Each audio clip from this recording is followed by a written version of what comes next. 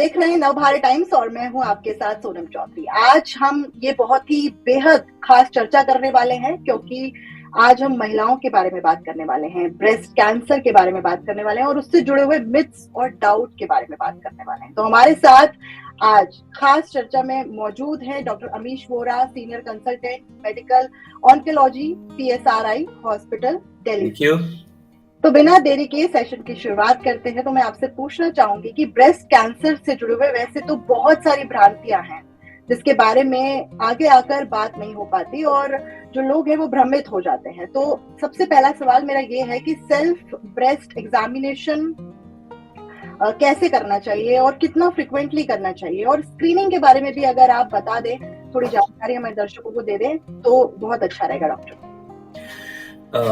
Thank you Sonam ये सवाल पूछने के लिए। इनफैक्ट ये चर्चा बहुत ही महत्वपूर्ण है क्योंकि आज की तारीख में अगर देखा जाए तो ब्रेस्ट कैंसर महिलाओं में होने वाला नंबर 1 कैंसर है। तो इसके बारे में जितनी जानकारी हम दे पाए और जितनी जानकारी लोग ले पाए उतना अच्छा होगा। तो आपने जो सवाल पूछा, सेल्फ ब्रेस्ट एग्जामिनेशन मतलब स्वयं से आप अपने ब्रेस्ट की जांच कैसे करें। स्क्रीनिंग मतलब कि आप कोई टेस्ट कराते हो, उसके साथ साथ जुड़े हुए दो और पहलू। एक पहलू है सेल्फ ब्रेस्ट एग्जामिनेशन और दूसरा पहलू है क्लिनिकल ब्रेस्ट एग्जामिनेशन, और तीसरा स्क्रीनिंग मतलब मैमोग्राम करना चाहिए या अल्ट्रासोनोग्राफी करनी चाहिए। सेल्फ ब्रेस्ट एग्जामिनेशन हफ्ते में एक बार या 2 हफ्ते में एक बार से ज्यादा नहीं करना चाहिए। अगर आप रेगुलर करते हो तो महीने में एक बार भी काफी है। मैं सबसे ये बताऊंगा कि आज की तारीख में YouTube videos self breast examination के प्रॉपर स्टेप वाइज बहुत अच्छे अवेलेबल है। आप कोई भी एक बड़ी हॉस्पिटल के वेबसाइट पे जाके सेल्फ ब्रेस्ट एग्जामिनेशन अगर आप गूगल करोगे तो आपको स्टेप्स मिलेंगे। उसको कैसे बैठना चाहिए, कैसे लेटना चाहिए, आपकी उंगलियां कैसे यूज करनी चाहिए, आपका हाथ कहाँ यूज करना चाहिए, ये सब बहुत अच्छी तरह से दिखाया हुआ है। तो मैं चाहूंगा कि जब सबसे पहली बार कोई भी महिला अपना सेल्फ ब्रेस्ट एग्जामिनेशन करे तो वो वीडियो को सामने रखे। 15 से 20 मिनट कम से कम लगता है। आप ऐसा नहीं कि बस 2 मिनट में आपने हाथ घुमा दिया और आपका काम हो गया। अगर आपको कभी कुछ डाउट लगता है तो आप इमीडिएटली अपने गायनेकोलॉजिस्ट, महिला विशेषज्ञ के पास आप जा सकते हो। उसको क्लिनिकल ब्रेस्ट एग्जामिनेशन कहते हैं। मींस के कोई डॉक्टर आपके ब्रेस्ट की जांच करेगा।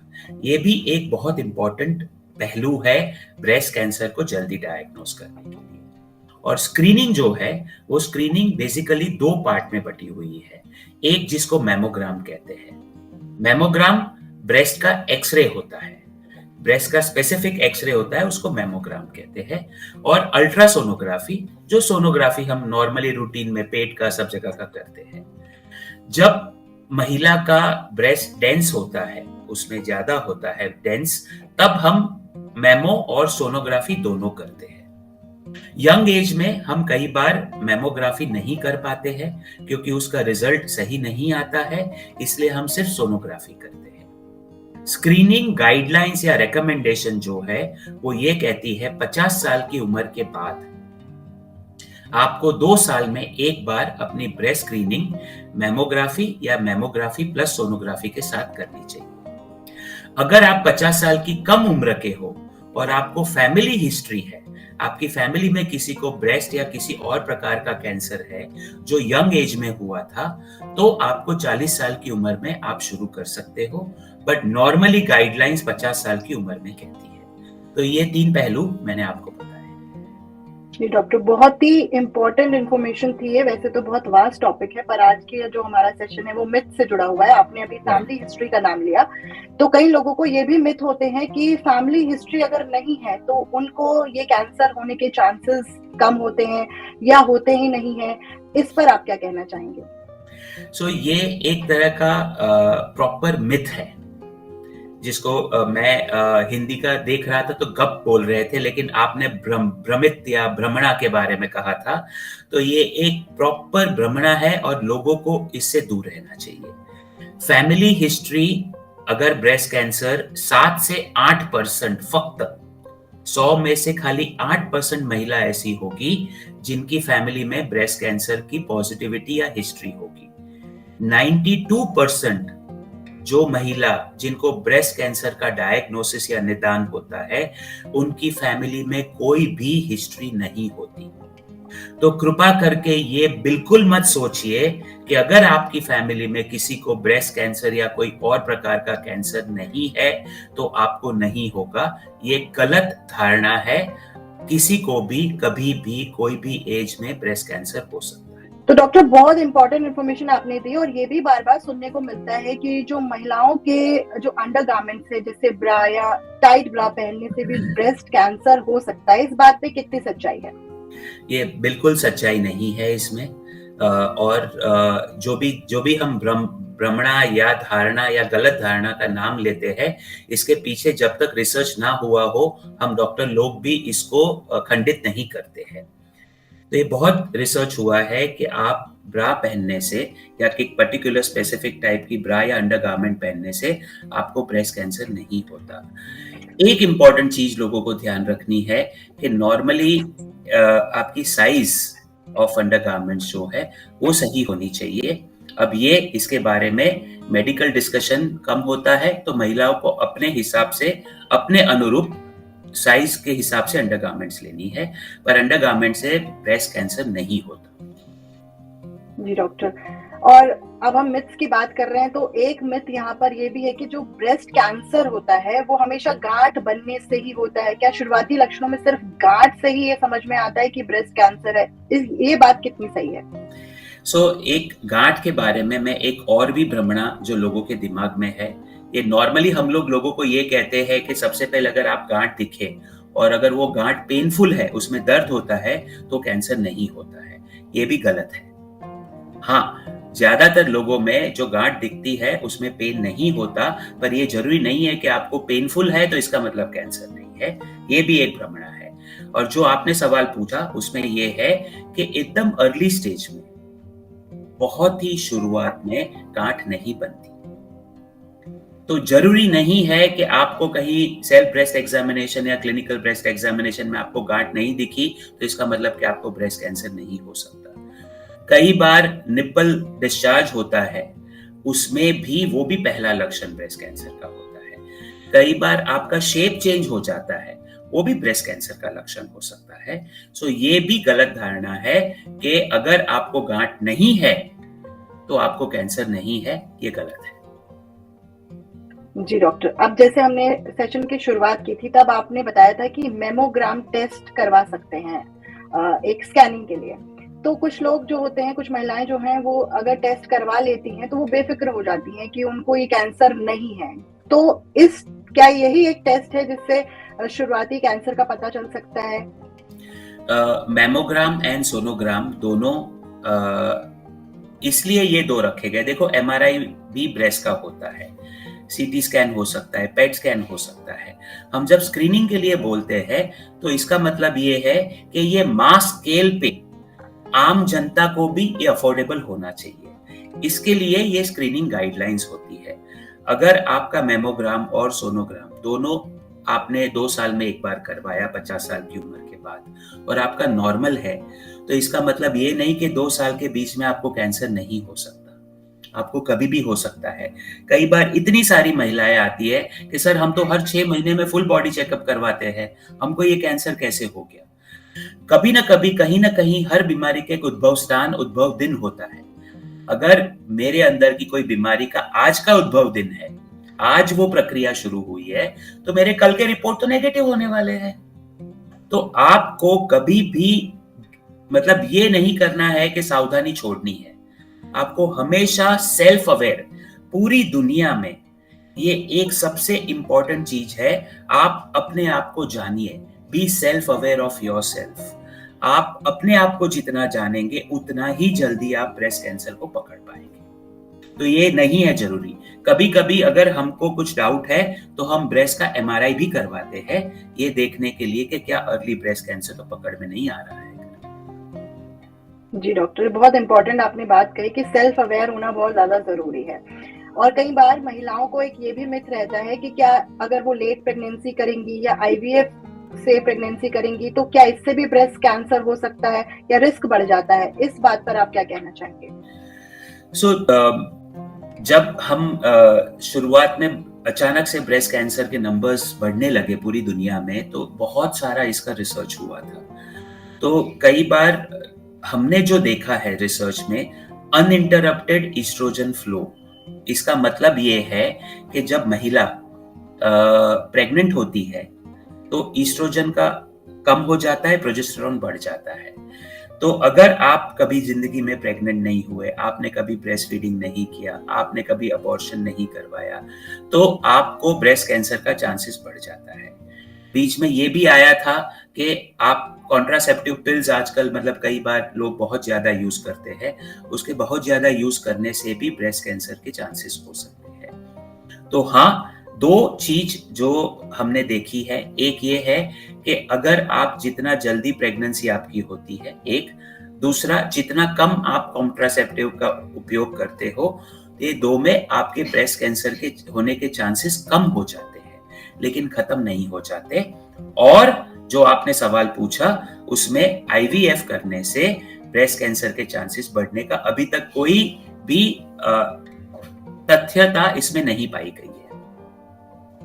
जी डॉक्टर, तो महिलाएं जो हैं वो कई बार इस भ्रांति में भी रहती हैं कि जैसे मध्यम उम्र जो होती है, यानी कि जैसे 25 से 30 साल की उम्र या फिर ज्यादा उम्र की महिलाओं को ये हो सकता है, उससे कम एज की महिलाओं को ये नहीं हो सकता, तो वो टेंशन फ्री रहती है कि इस एज के बाद ही होगा, इससे पहले नहीं होगा। ये भी कई बार सुनने को आया है। तो महिलाओं में किस एज में ये हो सकता है, इस बारे में भी थोड़ा सा प्रकाश डालिए। हम लोग आज से 20-25 साल हम भी यही देखते थे कि जैसी जैसी उम्र बढ़ती जाती है वैसे वैसे ब्रेस्ट कैंसर होने के चांसेस आपके बढ़ते जाते हैं। आज की तारीख में हम ये देखते हैं, अगर 50 साल हम कट ऑफ मान ले, नॉर्मली मेनोपॉज के बाद हम मानते थे कि ब्रेस्ट कैंसर ज्यादा होने का चांस होता है। तो अगर आप 45 to 50 साल का एक कट ऑफ मान ले, आज की तारीख में 40% महिला जिनको ब्रेस्ट कैंसर डायग्नोज हुआ है 45 एज से कम है। हमारे पास 20 साल, 22 साल, 25 साल, 30 साल, 35 साल, 39 years, you name the age, और हम इस एज की महिला को ब्रेस्ट कैंसर डायग्नोज होते हुए देख रहे हैं। कोई भी एज ऐसी नहीं है जहां पे ब्रेस्ट कैंसर नहीं हो। हाँ, नॉर्मली 20 साल से कम उम्र की महिला को हम लोग बहुत ही रेयरली देखते हैं, 5 साल में एक ऐसा होगा, बट 20 साल के बाद मेनोपॉज होने तक 45 to 50 इयर्स तक ऑलमोस्ट 40 to 45%। इसका मतलब ये है 100 महिला अगर मेरे कमरे में है जिनको ब्रेस्ट कैंसर डायग्नोज हुआ है, इसमें से 40 महिला कम से कम ऐसी रहेगी जो 45 एज से कम है। अगेन ये भ्रमणा है कि यंग एज में ब्रेस्ट कैंसर नहीं होता, ये गलत है। ओके डॉक्टर, तो जैसे कि आपने बताया कि ये किसी भी एज में हो सकता है और इसके कहीं ना कहीं फैक्टर्स लाइफस्टाइल भी माना जा सकता है कि अब लाइफस्टाइल काफी चेंज हो गया है। वहीं ब्रेस्ट कैंसर के रिस्क फैक्टर के बारे में अगर जानना चाहेंगे तो यही सुनने में आता है कि ये हेरिडिटी के अलावा और कौन से फैक्टर्स में कंट्रीब्यूट करते हैं, ये भी साथ साथ जानना चाहेंगे डॉक्टर। जैसा मैंने आपको कहा कि रिस्क फैक्टर्स, सबसे पहले तो जो मैं रिस्क फैक्टर कहता हूं, ये कोई 100% नहीं है। ये 1%, 2% आपके ब्रेस्ट कैंसर होने का रिस्क बढ़ाता है। कई बार लोग बोलते हैं कि अगर मैं बच्चा नहीं जन पाई या मुझे प्रेगनेंसी नहीं हुई तो मुझे पक्का ब्रेस्ट कैंसर होगा। ऐसा नहीं है, परसेंटेज बढ़ जाते हैं। तो जो रिस्क फैक्टर ब्रेस्ट कैंसर के है, आपने कहा एक तो हेरिडिटरी है, वो अगर फैमिली में किसी को है तो ये चांसेस ज्यादा होता है। सेकंड, जितनी लेट प्रेगनेंसी होती है, जैसे मैंने कहा ईस्ट्रोजन का फ्लो आपका कंटिन्यूअस रहता है, आपका ब्रेस्ट कैंसर होने के चांसेस थोड़े बढ़ते हैं। तो इसका मतलब ये है कि जितनी लेट प्रेगनेंसी होगी उतना आपका ब्रेस्ट कैंसर का रिस्क थोड़ा बढ़ता है। जितने ज्यादा आपने ओरल कॉन्ट्रासेप्टिव पिल्स लिए, या कई बार ये भी देखा गया है कि मेनोपॉज के बाद मेनोपॉज सिम्टम्स दूर करने के लिए लोग ईस्ट्रोजन और प्रोजेस्टेरोन दोनों की दवा लेते हैं, उससे ब्रेस्ट कैंसर का चांस थोड़ा बढ़ सकता है। आपका अगर आपकी फैट ज्यादा है, आप मोटापन ज्यादा है, आप अल्कोहल का सेवन ज्यादा करते हो, अगर आप स्ट्रेस में बहुत ज्यादा हो, अगर आप धूम्रपान बहुत ज्यादा कर रहे हो, आपकी लाइफस्टाइल बिल्कुल भी सही नहीं है, आपको ब्रेस्ट कैंसर होने का चांसेस बढ़ जाता है। इसके अलावा कई बार कुछ जगह पे ऐसा देखा गया है कि कोई एक प्रदेश में ब्रेस्ट कैंसर ज्यादा होता है। जैसे आप ये देखो कि जितना शहर ज्यादा है, हमने देखा गया है कि गांव में ब्रेस्ट कैंसर के चांसेस कम होते हैं जितना शहर होता है, जिसको हम अर्बनाइजेशन कहते हैं। आधुनिकरण हमारी लाइफ में जितना आते जा रहा है, वैसे वैसे ब्रेस्ट कैंसर के इंसिडेंस हमने ज्यादा देखे हैं। इसके ऊपर रिसर्च बहुत ज्यादा चल रहा है, पर अभी फिलहाल ये रिस्क फैक्टर्स हमारे सामने आए हैं। जी डॉक्टर, जैसे आपने कहा कि लाइफस्टाइल अगर अच्छा नहीं है तो इसके रिस्क बढ़ जाता है, लेकिन वहीं कुछ लोगों को ये भी मिथ रहता है कि अगर हम फिट हैं, हम एक्सरसाइज कर रहे हैं, हमने वजन भी कंट्रोल कर रखा है और हम अच्छी हेल्दी डाइट भी लेते हैं, तो क्या उन लोगों को ब्रेस्ट कैंसर नहीं होता है? उन्हें इस बात में ये लगता है कि हमें माइंड फ्री हो जाना चाहिए कि हमें तो हो ही नहीं सकता क्योंकि हम फिट हैं। जो विज्ञान कहता है, ये कहता है कि जैसे मैंने पहले ही आपको कहा था, मैं रिस्क फैक्टर कह रहा हूं, इसका मतलब 100% नहीं है, ना ही कुछ 0% है, ना ही कुछ 100% है। अगर आप सुपर डुपर फिट हो, आप मैराथन दौड़ रहे हो, रात को 9 बजे सो जाते, सुबह 6 बजे उठते हो, कभी भी आपने धूम्रपान का सेवन नहीं किया, कभी आपने मद्यपान का सेवन नहीं किया, आपको कोई स्ट्रेस नहीं है, फिर भी आपको ब्रेस्ट कैंसर हो सकता है। इसीलिए मैंने कहा ना, मैं बार बार यही दोहराऊंगा, पूरी दुनिया में ब्रेस्ट कैंसर को जल्दी डायग्नोस करने का हम लोग डॉक्टर लोग हर कॉन्फ्रेंस में एक ही चीज बोलते हैं, बी सेल्फ अवेयर। खुद से खुद को जानो, पहचानो, और जो भी कुछ गड़बड़ होता है, चाहे आप फिट हो, अनफिट हो, चाहे आप 20 साल के हो या 60 साल के हो या 80 साल के हो, चाहे आपकी फैमिली में हो या ना हो, बी सेल्फ अवेयर और उसको जल्द से जल्द पकड़ो। जी डॉक्टर, तो हमने काफी मिथ्स के बारे में बात करी और काफी क्लैरिटी भी यहाँ पर हमें मिली है कि हमें क्या चीज फॉलो करनी चाहिए, क्या नहीं करनी चाहिए। पर एज अ डॉक्टर, क्या आप कुछ मिथ्स के बारे में क्लियर करना चाहेंगे जो लोग आंखें बंद कर कर फॉलो करते हैं? थैंक यू सोनम जी, ये सवाल पूछने के लिए। एक पर्टिकुलर मिथ जो है, जो रोज मैं फेस करता हूँ, रोज मैं कोशिश करता हूं कि उसको मिथ करके, भ्रमणा करके लोगों के दिमाग में डालूं। हम लोग कई बार सक्सेसफुल नहीं हो पाते हैं। सबसे बड़ी मिथ ये है, सिर्फ ब्रेस्ट कैंसर में नहीं, हर एक कैंसर में, कि शुगर खाने से कैंसर ज्यादा होता है या कैंसर का ग्रोथ ज्यादा होता है। ये एकदम ही गलत चीज है। क्योंकि क्या होता है, किसी को भी कैंसर होता है, उसकी पूरी फैमिली शुगर खाना बंद कर देती है, शक्कर खाना बंद कर देती है। सबको यही लगता है शुगर खाने से कैंसर ठक ठक ठक ठक बढ़ जाएगा। ये गलत है। ये दो चीज की वजह से गलत है। एक ये है कि कैंसर सेल को पनपने के लिए प्रोटीन, कार्बोहाइड्रेट और फैट, तीनों चीज की जरूरत होती है। दूसरी बात यह है, कैंसर सेल एक ऐसी चीज है, ऐसा कीटाणु है, वो कैसे भी करके अपना रास्ता ढूंढ लेता है। अगर आपने शुगर बंद किया तो आपके आजू बाजू जो नॉर्मल कोशिकाएं हैं, उससे वो शुगर लेना शुरू करेगा और आपकी बॉडी को और अंदर से खराब करेगा। दूसरा सबसे इंपॉर्टेंट बात है कि अगर आपको शुगर नहीं खाने से आपका कैंसर नहीं होता, दुनिया में कितने सारे लोग हैं जिनको कैंसर नहीं होता। तीसरा, ब्रेस्ट कैंसर में क्योर रेट पूरी दुनिया में सबसे ज्यादा है। इनमें से 70 से 80% महिलाएं शुगर बंद नहीं करती पूरी दुनिया में। तो अगर वो क्योर हो गई है, वो आगे बढ़ी है जिंदगी में, उनके बच्चे हुए, उनकी फैमिली आगे बढ़ी है, तो इसका मतलब ये है कि शुगर खाने से नहीं बढ़ता है। और ऐसा कोई भी रिसर्च नहीं हुआ है आज तक जो छाती ठोक के ये कहे कि आप शुगर खाने से आपका कैंसर बढ़ जाता है। तो ये सबसे बड़ी अफवाह है। और सेकंड जो सबसे इंपॉर्टेंट चीज है अफवाह के बारे में, सोनम जी जब आपने मुझे बोला, तो मैं ये कहूंगा, cell phone and cancer use, ये भी एक चीज है। अब सेलफोन और कैंसर यूज एक कंट्रोवर्शियल टॉपिक है, हम उसमें नहीं जाएंगे।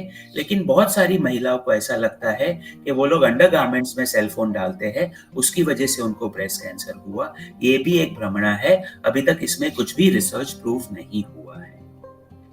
तो ये चीज मैं जरूर लोगों को बताना चाहूंगा कि यस, हेल्दी लाइफस्टाइल हेल्प्स बहुत मदद करता है हम लोग को भी और पेशेंट को भी। लेकिन इसका मतलब ये नहीं है कि आप शुगर और डेयरी बंद कर दोगे तो आपका कैंसर ठीक हो जाएगा। आप कैरेट जूस खाली पियोगे तो आपका कैंसर ठीक हो जाएगा। आप खाली कॉफी पियोगे तो आपका कैंसर ठीक हो जाएगा। आप भूखे रहोगे, आयुर्वेदाचार्य जी में ये कहता है कि आप बस भूखे रहो, आपका कैंसर मर जाएगा। ये सब गलत है। आप सबसे इंपॉर्टेंट बात जो मैं लास्ट में एक ही चीज सोनम जी कहना चाहूंगा कि आज की तारीख में 40 to 50% of global health budget, पूरी दुनिया में हेल्थ के लिए जितना पैसा रिसर्च के लिए साइड पे रखा गया है, उसमें से 40 से 50% सिर्फ कैंसर के लिए यूज हो रहा है। तो हम लोग बहुत मेहनत करके, बहुत रिसर्च करके क्योर रेट के बहुत नजदीक आए और मुझे पक्का पता है कि आने वाले वर्षों में हम कैंसर को पूरी तरह से ठीक कर पाएंगे, ऑलमोस्ट 100% पेशेंट में। आज भी breast cancer first second stage में 90% महिलाओं में ठीक हो जाता है, थर्ड स्टेज भी 70% महिलाओं में ठीक हो जाता है, और अगर फोर्थ स्टेज का है तो भी 5 से 10 साल तक महिला जी सकती है। ये तभी संभव है जब आप कोई टोचके, कोई नुस्खे ना अपनाओ, प्रॉपर डॉक्टर के पास जाओ, डॉक्टर की सलाह मानो और आगे बढ़ो। मैं यही कहना चाहूंगा सोनम जी। थैंक यू सो मच, आपने मुझे ये जरिया दिया बात करने के लिए। तो डॉक्टर, आपने बहुत ही इंपॉर्टेंट इंफॉर्मेशन हमारे व्यूअर्स के साथ शेयर की है। तो जैसे कि ब्रेस्ट कैंसर से जुड़े हुए बहुत से मिथ्स आज हमने जाने और इनमें कितनी सच्चाई है इसके बारे में भी जाना, और बहुत ही इम्पोर्टेंट जानकारी हमें इस सेशन से मिली है। तो मैं डॉक्टर का थैंक यू करना चाहूंगी, और आज की इस चर्चा को बस हम यहीं विराम देते हैं और फिर अगली चर्चा में मिलेंगे।